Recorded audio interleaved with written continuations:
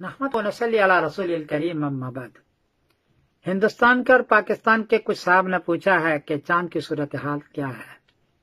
जवाब है कि 12 अप्रैल बरोज पीर को कराची में चांद की ऊंचाई है 3 डिग्री, पेशावर में चांद की ऊंचाई है 2 डिग्री, हिंदुस्तान में चांद की ऊंचाई है 3 डिग्री, बर्मा में चांद की ऊंचाई है 3 डिग्री। इन सारे मकामात पर कहीं 2 डिग्री और कहीं 3 डिग्री चांद नजर आता है। चांद 10 डिग्री ऊंचा हो तो नजर आता है और 9 डिग्री ऊंचा हो तो मुश्किल से दूरबीन से नजर आता है। इसलिए 12 अप्रैल बरोज पीर को इन मकामात में से कहीं भी कोई गवाही लेता है तो आसमान पर चांद नहीं है, गवाही बहरहाल झूठी है।